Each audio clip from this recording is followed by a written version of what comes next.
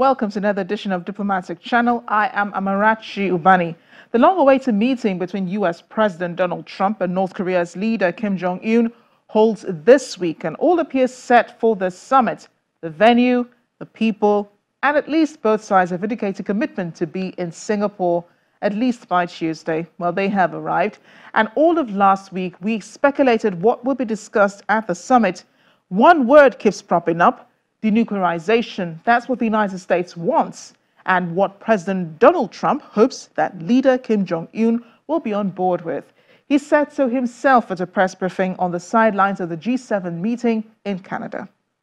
Kim Jong-un wants to do something great for his people, and he has that opportunity. And he won't have that opportunity again. It's never going to be there again. So I really believe that he's going to do something very positive for his people, for himself, his family. He's got an opportunity, the likes of which I think almost, if you look into history, very few people have ever had. He can take that nation with those great people and truly make it great. So it's a one-time shot, and I think it's going to work out very well. And that's why I feel positive, because it makes so much sense.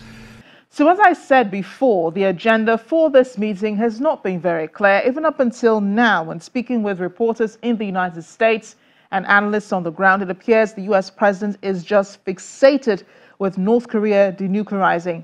But as we have established before, North Korea wants to be recognized as a nuclear power, and we suspect they're also coming with their demands for the U.S. president.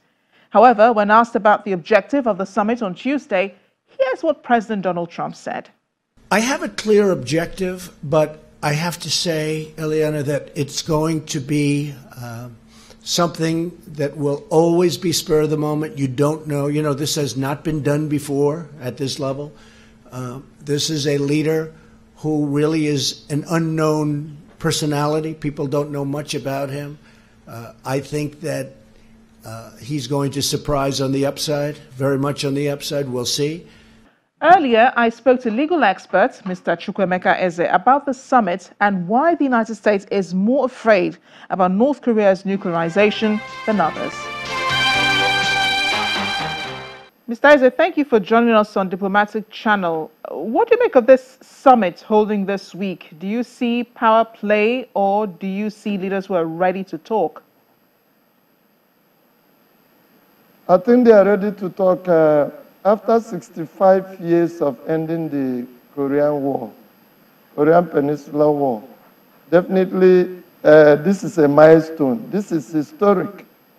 And I think Trump, who has been doubted by many that he doesn't have clear foreign affairs picture, that his foreign affairs outlook has not been as good as that of other presidents. He will try to make this one work so as to prove a point to his critics that he can do it, that is a man who can do deals. I think he will try to make the best out of it. Well, some have criticized the U.S. for going after North Korea because of their nuclear weapons, or their enrichment of uranium and their nuclear activity, and avoiding to go after the big guns such as Russia and basically Russia anyway, because that's their major backer, and then the other countries such as Turkey and so on. Do you agree that the U.S. is going after small fish instead of really targeting those who are on its own level?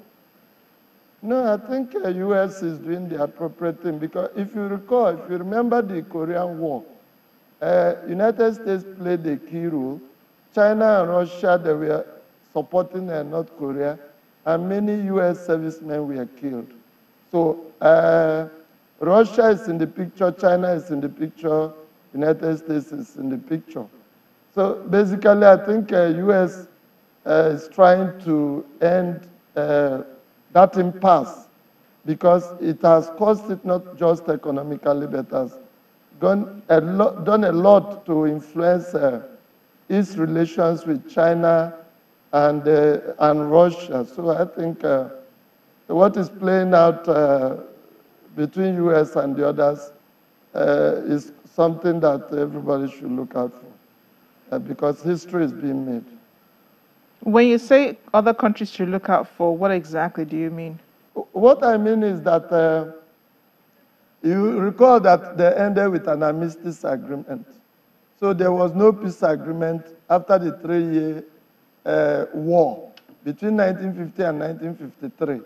And many countries were involved.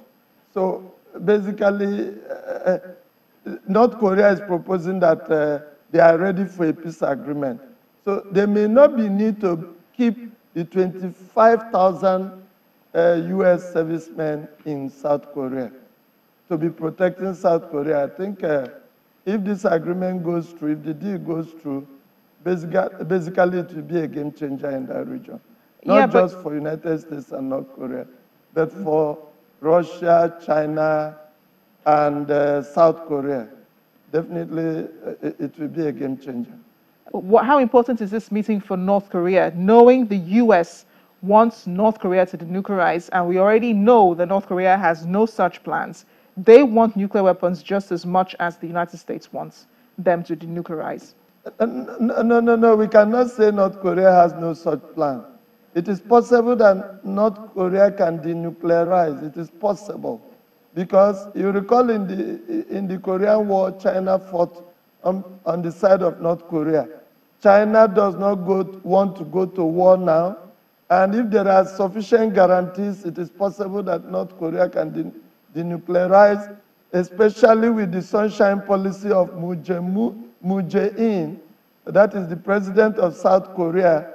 I think Kim Jong-un will be disposed to denuclearize it. It all depends on the guarantees he gets at this summit.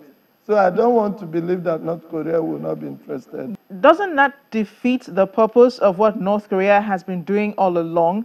They spent so much money and so much time trying to acquire nuclear weapons. They seem to have it now, at least that's what they say. Doesn't it defeat the purpose to eventually come and sit down with U.S. President Donald Trump to say, okay, we're willing to give all of this up? Doesn't it defeat the purpose for them acquiring it in the first place? I think North Korea has made this point. It does not defeat the purpose. If North Korea will agree to denuclearize, they might ask the United States to pay the price for denuclearizing. I think nothing goes for nothing. The two parties will agree that something will give. So it is not a situation where they will agree to denuclearize, and the United States will not give something in return. Definitely the United States will give something in return. So the UN has called on both sides to discuss human rights, especially on the part of North Korea. Do you think that's an issue President Trump will raise during his meeting? Basically, the issue of human rights will come up. I know that international NGOs will put that on the front burner. And they expect there is no way United States will discuss this matter without raising the issue of human rights. But this United States cannot change South Korea in a day or in a month. So the world has to endure with South Korea for a while. I think if there is good faith in negotiation and the peace plan is signed and guarantees are given to North Korea, I believe that the issue of human rights will take the center stage after a little while. But for now, we should not be too optimistic that that will happen. But why do you think we really don't know much about the agenda for this summit? Because President Trump, when he was asked recently about what he and Kim Jong-un will be talking about, he said, well, they'll see a number of issues. He didn't name any specific one, but denuclearization has been thrown around, thrown back and forth. That's the only major topic we know about. Do you think President Trump really has an agenda for this meeting? Yes, I see Trump. I think what Trump is very much interested in is in denuclearization, because you recall that the then President Bush called North Korea as a part of the axis of evil. So it has been always in the American picture that unless North Korea disarms in terms of its nuclear weapons, especially its intercontinental ballistic missiles, the current ones that have been adjudged that can reach the United States, So unless these things are done, United States will never feel safe because they see it as a rogue regime that their leader can wake up any day and do any funny thing. And these 25,000 servicemen in South Korea can be bombed. So they wouldn't like to lose their people. So I think the kernel of the whole discussion is on denuclearization as far as it relates to America. But as far as it relates to North Korea, the kernel of it is guarantees, then removing the sanctions, and stopping all these regular maneuvers with South Korea trying to focus their nuclear warheads against North Korea. So North Korea is not safe with all that. So I think on the part of America, America is going to play ball because if there are no guarantees in favor of North Korea, I don't see North Korea accepting the nuclearization in real time.